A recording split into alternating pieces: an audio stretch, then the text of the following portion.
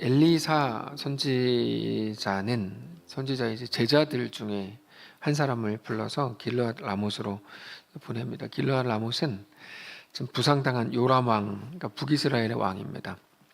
왕 이름도 많이 나오고 그러니까 그냥 어차피 우리가 외울 것도 아니고 그냥 이제 들으시면 됩니다. 거기 가서 여호사밧의 아들, 이 여호사밧은 유다의 왕 여호사밧이 아니라 동명이인입니다. 예, 일반인인데. 그래서 여호사밧의 아들보다는 님시의 손자라고 이제 더 많이 부릅니다. 이 사람을. 아무튼 그 사람 이름이 예후인데 예후를 찾아서 골방으로 데리고 가라. 그리고 거기서 머리에 기름을 부어라. 하나님이 너를 이스라엘의 왕으로 세웠다라고 말하고 곧바로 도망쳐라. 이렇게 이제 명령을 했습니다. 이 명령은 뭐라고 한 건지 아시겠죠?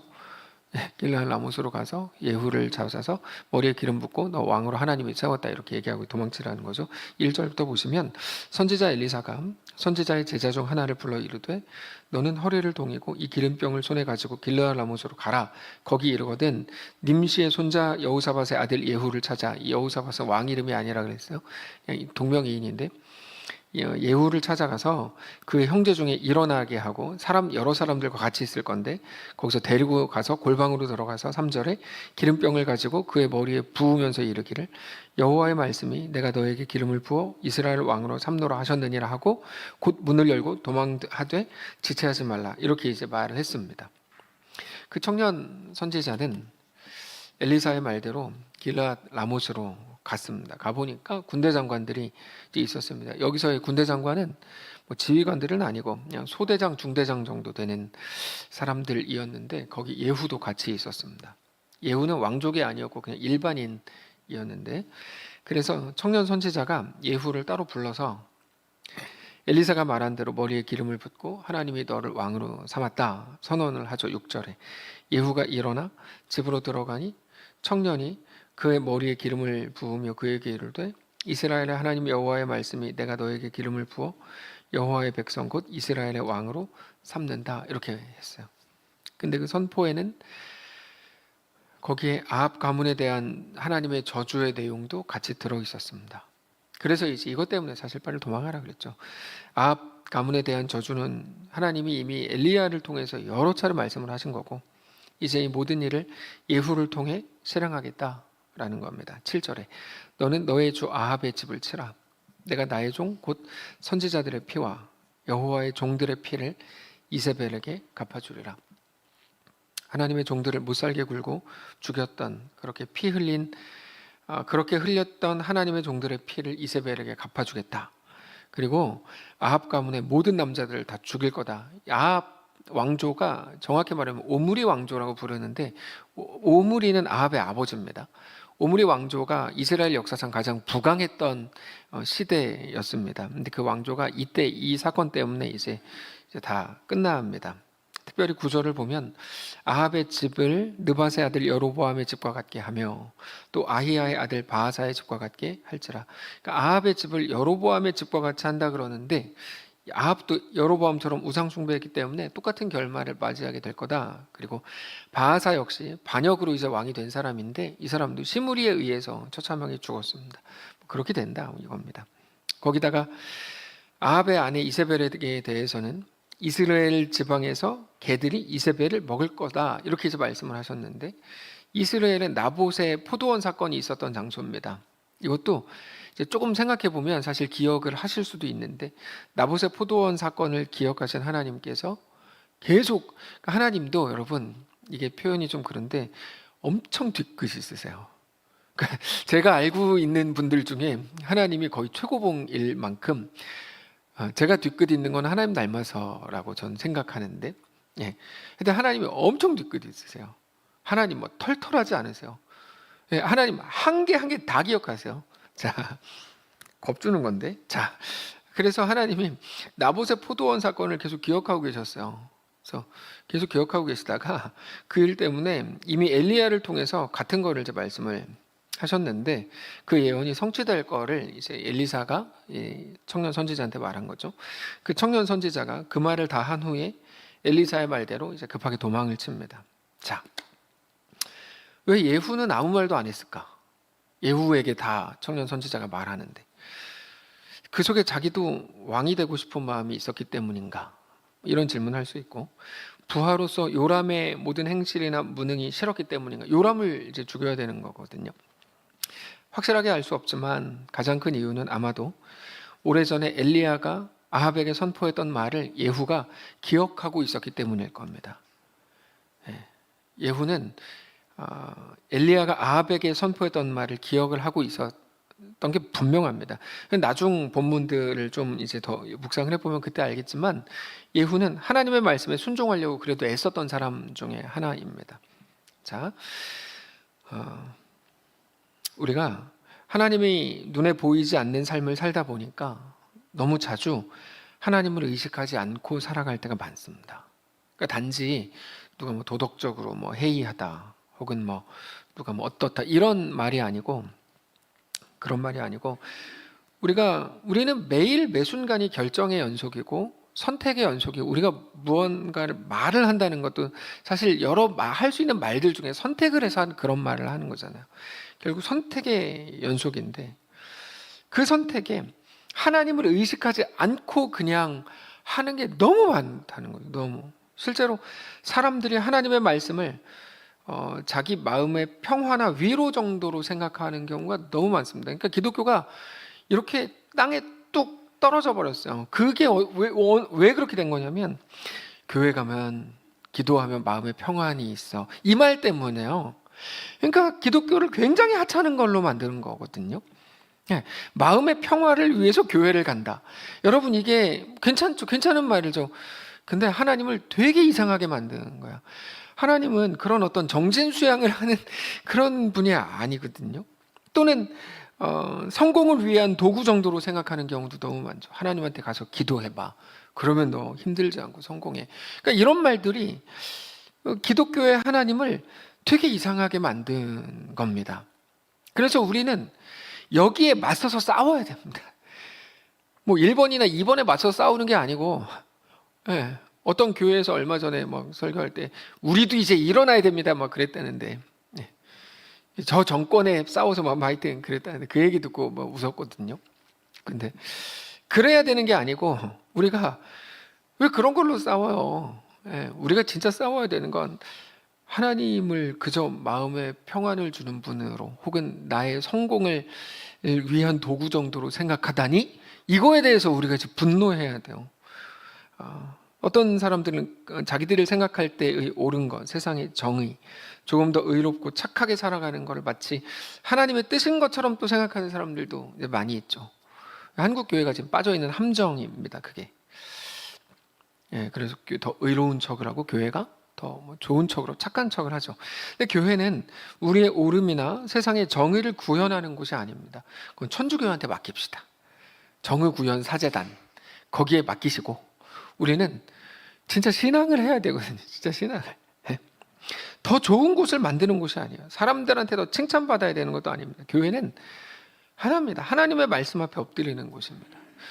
다른 게 없어요. 교회는 하나님이 왕이신 곳이죠.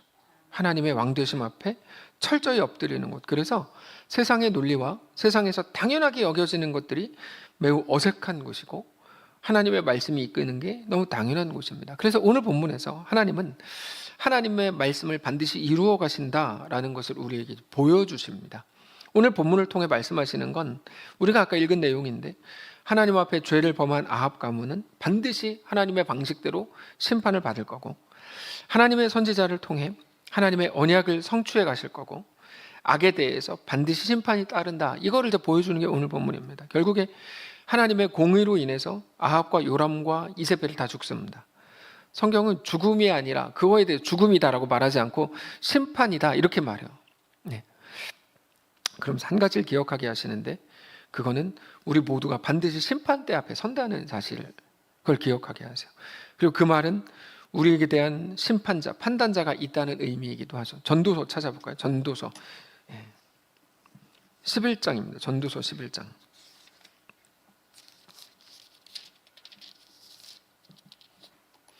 사실 제가 예배 전에 이 인용 구절들을 보내드려야 되는데 보내주지 않았습니다. 우리가 평소에 하도 성경책을 안 열기 때문은 아닙니다. 전도서 11장 9절. 네. 저는 우리 교회가 예배를 좀 회복해야 된다고 생각해요. 이 예배 회복이라는 거는 뭐 예배 때 나와라 뭐 이런 말이 아니고, 전 정말 지금도 답답한 건 뭐냐면 예배 때 설교하면 이러고 있는 사람들이 있어요. 몇 명. 저는 진짜 아니에요. 저 지금 심한 말 할 뻔해가지고 이거 오늘 또 유튜브 내릴 뻔했네. 난 막 찬양 때 성경 읽는 그런 분들이 있거든요. 그래서 제가 우리 교회 이거라는 것도 좀 그런데, 우리 교회 이거 어떡하지? 그러니까 왜냐면 하나님 앞에 예배해야 되는데 예배를 안 하는 거예요. 예배를 왜 앉아 있지만 예배 안 하는 거니까. 그럼 이거 어떡하지? 하여튼 요즘에 그것 때문에 제가 머리가 아픈 것 같아요. 저 머리가 아플 이유가 뭐가 있겠어요? 예배 때문이지. 여기서 지금 한 3명 정도가 나 때문인 줄 알았는데 생각하시는 분들 계시는데, 아니, 예배 때문에. 우리가 진짜 예배를 회복해야 되는데.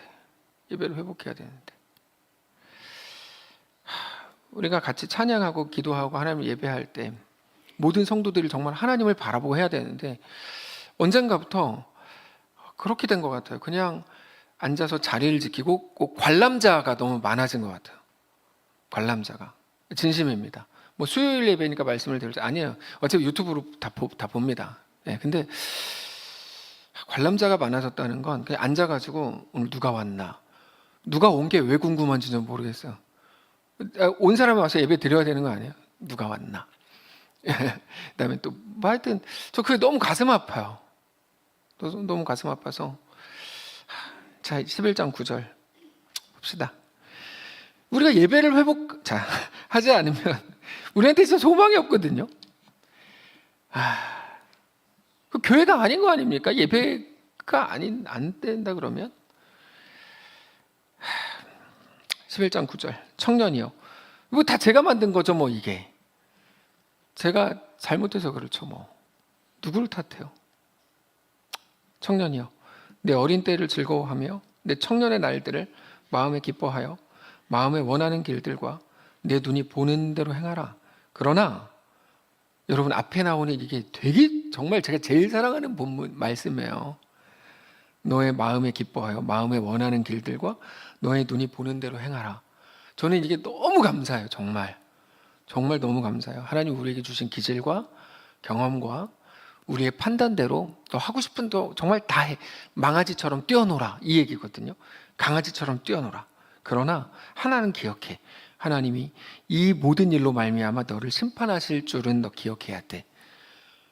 그러니까 막 얼거매지 않아요, 기독교가. 우리 막 못살게 굴지 않고 이렇게 해야 돼. 동쪽으로 가야 돼. 지금은 서쪽으로 가면 너 벌받아. 이건 무당이 하는 소리지.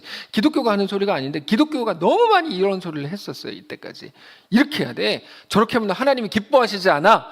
이런 말들을 자기 생각, 자기가 기뻐하는 거면서 사람들에게 엄청나게 많이 말했는데, 성경을 보시면 그렇게 말하지 않고 뭐라고 말합니까? 네 청년의 날들을 마음에 기뻐하여 마음에 원하는 길들과 너의 눈이 보는 대로 행하라. 너 하나님이 믿음 주셨잖아. 믿음 갖고 해봐. 너 할 수 있는 거 다 해봐. 너 그게 얼마나 행복하고 즐겁고 기쁜 건데. 권사님들한테 여쭤보세요. 젊을 때 못하면 나이 들어 못해, 이렇게 얘기하실 거 아니에요. 예. 그러니까 할 수 있는, 그래서 우리는 그런 사역들을 하잖아요. 하고 싶은 거 진짜 막 다 하잖아요. 이 말씀 때문에 그래요. 전도서 11장 9절 때문에. 다 해. 그러나 한 가지는 기억해라. 하나님이 이 모든 일들로 말미암아 너를 심판하실 줄 알라. 하나님은 심판자요, 영원한 구원자인 건 기억하고 너 하고 싶은 거 정말 마음껏 다 해봐라. 이렇게 말씀하시는 거야. 그러면 무슨 기준으로 심판하시고 판단합니까? 세상은 모든 거를 결과로 평가합니다. 결과를 가지고. 세상의 법이 그렇습니다. 일단 무슨 일이 일어났는가, 이걸 제일 중요하게 여깁니다. 의도나 어떤 마음들은 그냥 정상 참작 정도로만 하고 일어난 일을 중요하게 여깁니다. 오늘 이제 누구를 만났는데 그 학교가 이제 미션 스쿨인데, 교장 선생님하고 얘기하는데 그분이 자기가 이 학교 일반 평교사 했다가 교장으로 해서 이제 은퇴를 할 건데, 처음으로 자기 학교에서 드리는 예배를 국가인권위원회에 제소하는 학생이 나왔대요. 그래서 교장 선생님이 그러면서 막 얘기를 하시더라고요. 그래서 그 얘기를 이제 쭉 들었어. 쭉 들으면서 그럼 어떻게 해야 돼요? 그랬더니 뭐 제가 뭐 이렇게 했고 이제 하여튼 뭐 고소라 그러는 건 아닌데 하여튼 신고한 그 당사자가 교장 선생님인 거야. 교장 선생님 이름으로 한 거야. 그래도 우리 지역은 비평준화 지역이고 이미 우리 학교 올 때 예배한다는 거 다 말했고 그러면서 쭉 근거들을 쭉 이렇게 얘기하더라고요. 근데 비평준화가 아니고 평준화하면 어떻게 되는 겁니까? 그랬더니 답이 없을 것 같아요. 답이 없을 것 같아요. 그러면 너무 어려워질 것 같아요, 학교가. 그래서 대광고등학교라고, 이거 유명한 사건입니다.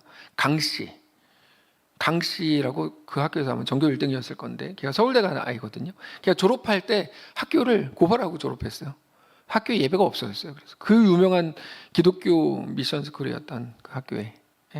그 이야기를 오늘 쭉 듣는데, 참 여러 가지 생각이 이제 들었습니다. 그냥, 그러면서 세상이 무언가를 판단한다 라고 할 때 일단 무슨 일이 일어났는가를 제일 중요하게 여기는 거죠. 거기에 대한 어떤 의도, 그다음에 또 뭐 어떤 마음 뭐 이런 게 아니고 그냥 무슨 일이 보이는 어떤 일이 일어났는가. 근데 하나님은 정반대입니다. 늘 말씀을 드리지만 하나님은 우리에게 무슨 일을 했냐라고 묻지 않으시고 그걸 왜 했냐고 물으십니다.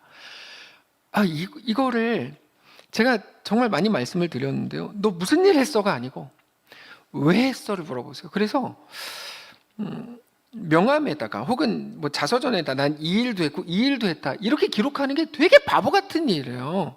왜냐면 하나님은 묻지도 않는 일을 그렇게 하는 거예요.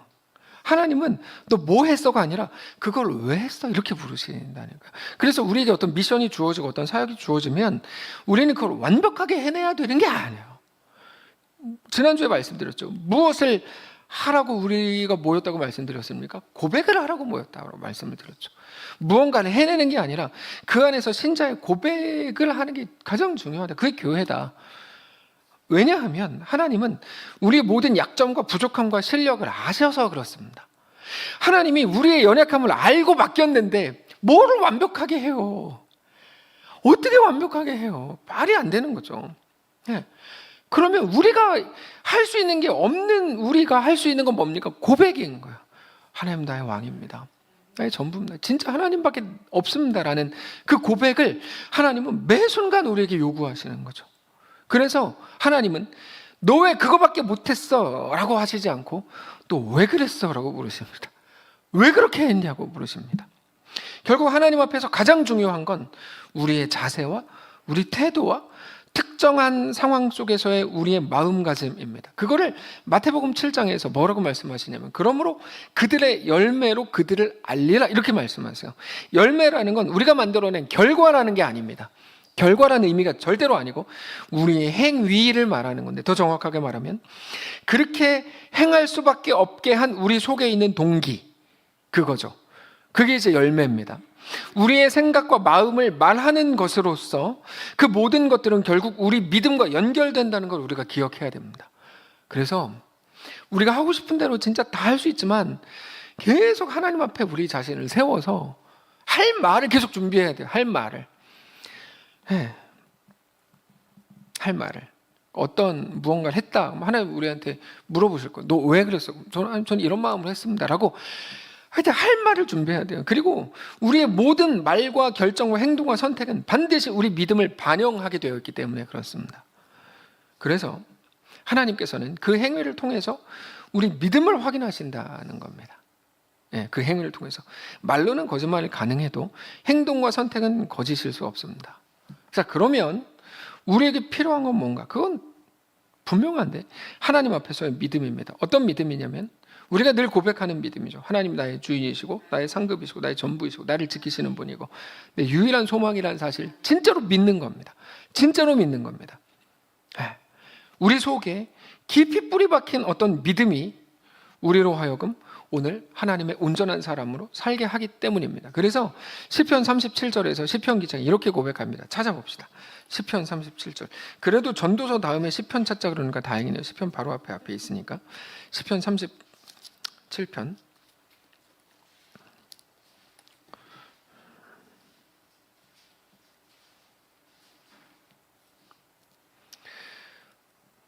내년부터 모든 장로님, 권사님, 안수집사님은 성경 통독반에 매회 들어가는 것을 규칙으로 합시다. 뭐 규칙 이렇게 정해도 되나? 그러면 안 되지.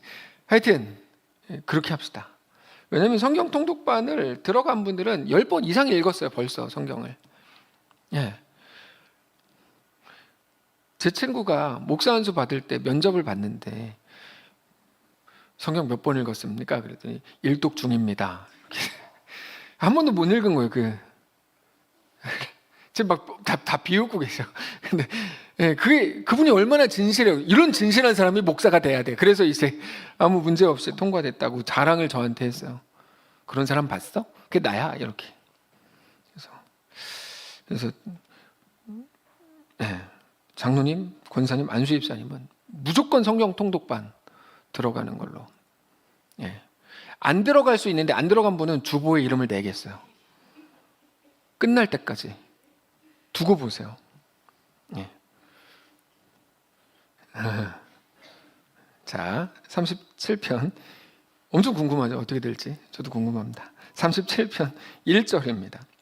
악을 행하는 자들 때문에 불평하지 말며 불의를 행하는 자들을 시기하지 말라, 이렇게 말씀하세요. 왜냐하면 우리의 불평과 원망은 믿음 없음의 결과물입니다. 왜 불평합니까?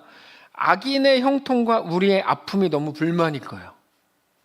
악인이 왜 형통해야 됩니까? 왜 우리는 아픕니까? 이게 이제 불만인 겁니다. 근데 그런 것들 때문에 불평하지 말라, 이렇게 말씀하세요. 그런데 2절 보시면 그들은 풀과 같이 속히 배임을 당할 것이고 푸른 채소같이 쇠잔할 것이미로다. 무슨 말을 하면 하나님이 알아서 한다, 이 얘기예요. 우리가 막 미워하고 욕하고 막 꺾어내리고 어떻게 하면 저 사람을 막 바꾸고 고칠까를 고민하지 말고, 왜요? 하나님이 알아서 하시니까. 옳고 그름도 우리는 분별을 못해요. 하나님이 옳고 그름 분별하시고 하나님이 알아서 하신다. 실제로 오늘 본문에서 아합 가문과 이세벨의 몰락을 보게 될 하나님의 백성들이 어떤 고백을 할까요? 하나님 진짜 살아계시구나, 이걸 고백하게 될 겁니다. 그러면서 하나님께 소망을 두게 될 거예요. 나 보이는 대로 하면서 소망을 잃었는데 하나님께 소망이 있구나. 이세벨과 아합 가문의 몰락을 보면서 수많은 하나님의 백성들은 하나님의 공의와 하나님의 일하심에 대해서 감격하게 됐을 거예요. 그래서 3절의 시편에 이렇게 고백합니다. 여호와를 의뢰하고 선을 행하라. 땅에 머무는 동안 그의 성실을 먹을거리로 삼아라. 너무 멋있지 않습니까? 이 3절도 여호와를 의뢰하고 선을 행하라. 땅에 머무는 동안 그의 성실을 먹을거리로 삼아라. 사랑하는 성도 여러분, 하나님의 성실을 먹을걸로 삼으시길 바랍니다. 전 이 표현이 너무 좋아요. 하나님의 성실을 먹을거리로 삼아라. 너가 하나님을 믿는다면 이 땅에서 믿는 사람으로 살아도 된다. 세상에서 막 호구라 그러고 괜찮다, 그거 상관없는 거다. 하나님이 갚으신다.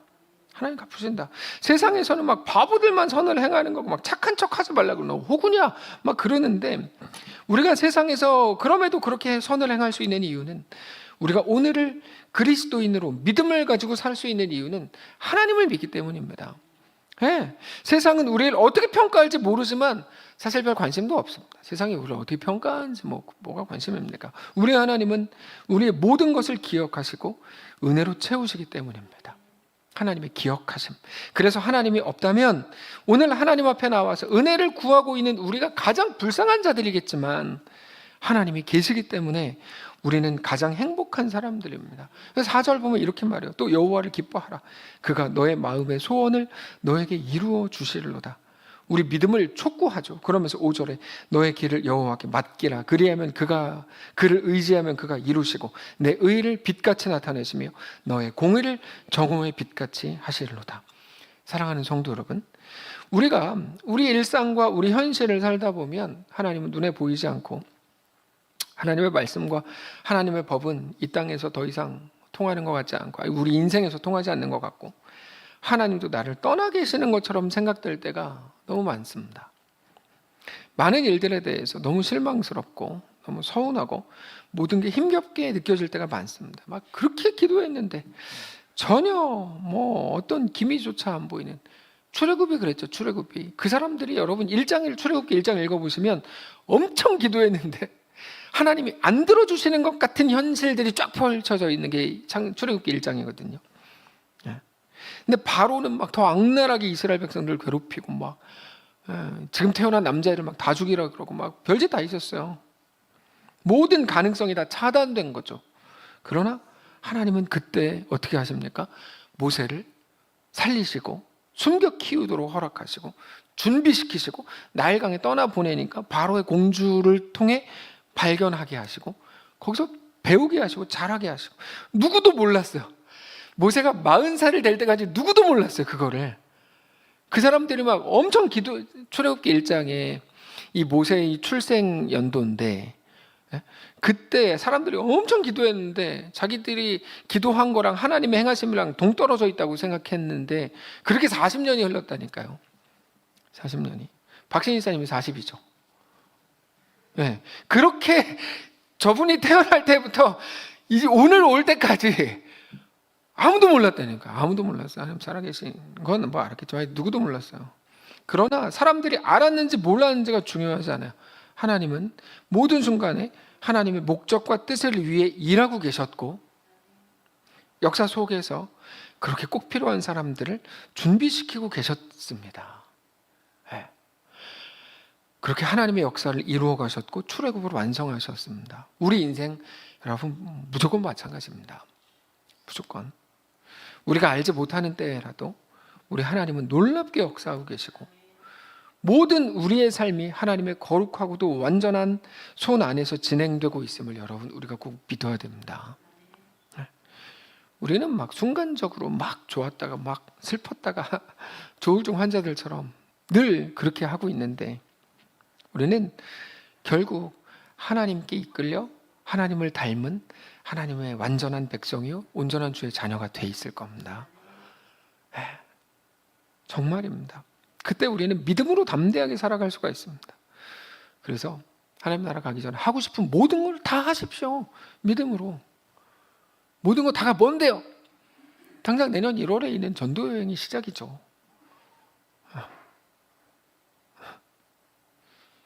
진짜로. 그럼 제가 뭐 모든 거라 그럴 때 그게 뭐겠어요? 뭐 주일 등산 가는 거겠어요? 당연히 그런 거죠. 우리가 할 수 있는 모든 사역들을 하고 이것도 하고 저것도 하고 막 다 해보는 거예요. 그리고 그렇게 믿음으로 살아갈 때 믿음으로 사는 사람들에게서만 볼 수 있는 놀라운 평안을 뺏기지 않게 되죠. 우리는 세상 사람들과 같은 시대를 살지만 그들과는 전혀 다른. 저는 지금 그거 생각나요. 우리 코로나 때 김도희 집사님이 뱃속에 아기 데리고 거기 왔어요. 그러면서 계속 걱정해. 코로나 걸리면 안 되는데. 그러면 왜 오냐고. 그러니까 온 게 잘못했다는 게 아니라 걱정한 게 잘못했다는 게 아니라 그거를 보라고요. 그렇게 걱정할 수 있는 상황에서 모두가 하지 않는 선택을 그녀가 하잖아요. 네, 무슨 말인지 이해가 되십니까? 근데 저는 임신할 때 그걸 못했어요. 제가 임신을 안 해봤는데, 그러니까 예를 들면 그런 거죠. 아, 나는 임신했을 때 그거 못했는데 그 사람은 했어. 그거에 대해서 엄청 억울해하셔야 되거든요. 근데 바보들은 뭐라 그러냐면, 야, 너 임신해서 그렇게 가냐? 이렇게 얘기한다니까. 바보들은. 네, 지금 무슨 말씀을 드리는지 아시겠어요? 김현우 이매지는 신혼여행을 거길로 갔어요. 왜 거길로 갔냐면 결혼한 다음에 신혼여행 한 번 쓸 수 있는 찬스인데 그거 언제 쓰냐 그래가지고 전도여행 때 쓰겠다. 그래서 이제 그때 썼어요. 그럼 누구는 또 말하죠. 이 바보야, 신혼여행을 그렇게 가냐? 그렇게 말하는 바보들이 아주 많아요. 근데 그 사람들은 최소한 자기의 어떤 인생의 책에 그거는 남길 수 있는 거 아니야. 난 이렇게 했어. 난 그게 너무 행복했어. 네. 여러분, 우리가 엄청 머리 쓰면서 살아요. 가만히 보면. 특히 저는 교회에서 회의할 때마다 진짜 많이 느껴요. 머리 엄청 쓴다 진짜. 엄청 많이 느껴요. 아, 어떻게 해도 안 죽으려고 최선을 다해 진짜. 손해 안 보려고 최선 다하고. 그래서 진짜 여러분 싶을까 뭐 이런 생각 진짜 많이 들어요. 네. 근데 우리가 진짜 할 수 있는 것들이 있어요. 그거 하면 되고 그 말들을 하면 되고 그 결정과 그런 선택들을 하면 돼요. 그게 신앙이고 그 믿음의 길이죠. 그래서 너무 막 이렇게 막 살려고 막 안 하셔도 됩니다. 막 제가 또 한마디 하면 또 나한테 하는 소리겠지만 생각할까 봐 말을 못 하겠는데, 아파도 오시고 병 걸려도 오시고, 힘들어도 행하시고, 할 수 있는 모든 것들을 하십시오. 그때 믿는 자들에게만 주어지는 놀라운 평안, 하나님이 주시는 그 기쁨과 만족. 그래서 오늘 내가 만족할 만한 결과를 얻지 못했다고 해도 그것보다 비교할 수 없이 더 중요한 건 오늘 내가 내 상황 속에서 하나님을 믿는 겁니다. 이 정황에 대해서 내일 아침 경건회 때 잘 소개가 될 겁니다. 이러면 조회수가 1개라도 늘겠지, 이런 마음으로 한 건 아니에요. 내일 아침 경건회 내용이 그거라 그런 거야. 정황에 대해서 다시 한번, 이게 너무 중요한 문장이어서 오늘 내가 믿음으로 한 것 때문에 만족할 만한 결과를 얻지 못했다고 해도 그것보다 비교할 수 없이 더 중요한 건 오늘 내 상황 속에서 하나님을 믿었다고 하는 그 사실. 여러분, 그게 우리에게 가장 중요한 한 가지입니다. 하나님을 그 속에서도 사랑한 거고, 하나님을 높인 거고, 마음 깊이 어떤 상황 속에서도 주님을 경배하는 겁니다. 그리고 그 믿음과 신뢰는 우리의 삶의 어떤 모습으로든지 반드시 어떤 식으로든지 드러납니다. 오늘 본문 속에서 이루어지는 모든 내용들을 통해서 그 모든 것들을 확인하십시오. 사랑하는 성도 여러분, 우리가 사는 이 마지막 시대는 우리에게 분명 더욱더 믿음을 요구합니다. 아까 교장 선생님이 그 얘기를 하셨어요. 그래서 그 옆에 계셨던 분이 신사참배 때 기억해 봅시다. 학교 문을 닫는 한이 있어도 우리 끝까지 지키다가 문을 닫아보시죠, 이렇게 말했어요. 그 말을 제가 했다 그러면 은혜가 하나도 안 됐을 거예요. 저는 거기서 돈 받고 설교한 사람이에요. 제가 거기서 그 말 해봐야 무슨 은혜가 되겠어요. 근데 그 학교 주인이 그렇게 얘기했어요. 학교 문을 닫는 한이 있어도 우리 한번 강단이 있게 해봅시다. 학교 문 닫아도 신사참배 때를 기억해 보세요, 그러면서. 근데 거기는 신사참배 때 살아계셨던 분은 안 계세요. 다 그 이후 분들인데 그게 이제 마음에 크게 와닿았어요. 마지막 시대는 우리에게 더욱더 믿음을 요구합니다. 믿음이 없이는 이 시대를 성도로 살아갈 수조차 없을 겁니다. 믿음을 잃지 않게 되시길 바라고 믿음을 붙드시길 바랍니다. 하나님을 우리 모두가 더욱더 사랑하게 되시기를 바랍니다. 아까 그 찬양합시다. 환난, 가난과 고난, 수고로움 속에도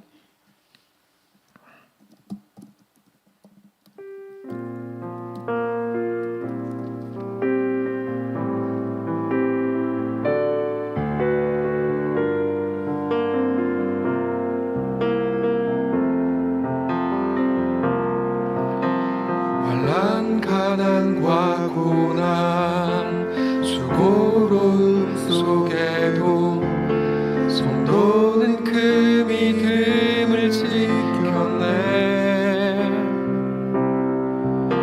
주를 섬기는 일에 자신을 다 드리며 진리의 말씀과 성령으로 그 길을 걸었네. 다시 한번 합시다.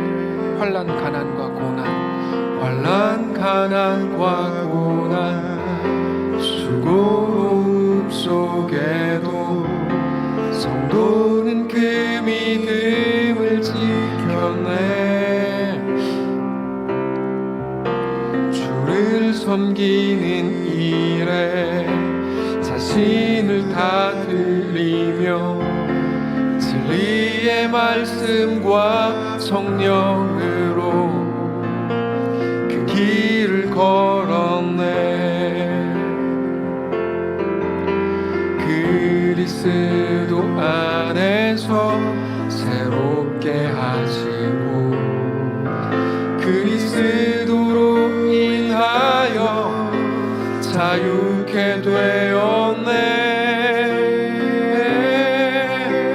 우리는 명하나 유명한 자요 죽음의 위기 속에도 참 생명 가졌고 근심 하나 기뻐하며 가난하나 다른 이를 부욕해 하는 자 우리는 무명한 자요 우리는 무명하나 유명한 자요 죽음의 위기 속에도 참 생명 가졌고 근심 하나 기뻐하며 가난하나 다른 이를 부욕해 하는 자로다. 하나님, 이 마지막 시대를 살게 하시고 우리의 시대를 살게 하시니 감사합니다. 우리가 할 수 있는 모든 것 행해볼 용기와 믿음과 담대함을 주시고 그렇게 하나님을 사랑하고 주께 충성하고 주 앞에 온전히 순복하는 사랑하는 모든 주의 백성들이 되게 하여 주시옵소서. 시간이 다 지나고 하나님 앞에 설 때 그저 후회하는 인생이 되지 않게 하시고 믿음으로 해보고 싶은 거 다 해보고 주님을 그렇게 마음껏 사랑해보고 주님과 마음껏 동행해보고 그렇게 하나님 내 이 작은 몸과 너무 작은 인생을 통해 하나님 크기의 일을 이루심에 감사합니다. 그렇게 감격하고 눈을 감는 사랑하는 모든 백성들이 사랑하는 우리 교회의 모든 성도들이 되게 하여 주시옵소서. 하나님 각자의 삶을 사는 것조차 힘겨운 이 시대이지만 하나님 없는 자들과 같지 않게 하시고 모든 순간 믿음으로 우리의 삶을 넉넉하게 살아내게 하시옵소서. 그 삶을 지금 애쓰며 몸부림치며 살고 있는 많은 성도들이 있습니다. 그들을 위로하시고 힘을 주시고 내가 너 함께한다, 내가 널 기억한다 늘 말씀하시고 성령의 음성을 통해 다시 한번 힘을 얻게 하여 주옵소서. 특별히 또 수술 앞두고 두려워하고 있는 또 염려할 사랑하는 권사님을 붙들어 주시고 이제까지의 모든 삶을 존귀하게 이끄셨으니 하나님 지금 이 순간 이런 모든 삶의 위기 앞에서도 놀라운 고백들과 또 놀라운 결정들을 하게 도와주시고 우리에게는 엄청난 큰일이지만 여종에게는 어쩌면 넉넉히 견디고 이길 만한 가벼운 일이 되게 하셔서 이 속에서 하나님을 더 바라보고 주께 더 나아가고 하나님으로 인한 참된 평안과 기쁨과 감사와 감격이 가득 채워지는 귀한 삶이 되게 하여 주시옵소서. 이제 추워진 12월입니다. 우리의 마음이 하나님으로 인해 점점 더 불타오르게 하시고 주님을 향해 더 뜨거운 믿음의 삶을 살아가게 하시옵소서. 우리 주인 되신 살아계신 우리 주 예수님의 이름으로 기도합니다. 아멘. 하늘에 계신 우리 아버지여, 이름이 거룩히 여김을 받으시오며 나라가 임하시오며 뜻이 하늘에서 이룬 것 같이 땅에서도 이루어지이다. 오늘 우리에게 일용할 양식을 주시고 우리가 우리에게 죄진 자를 사하여 준 것 같이 우리 죄를 사하여 주시고 우리를 시험에 들게 하지 마시고 다만 악에서 구하시옵소서. 대개 나라와 권세와 영광이 아버지께 영원히 있사옵나이다. 아멘.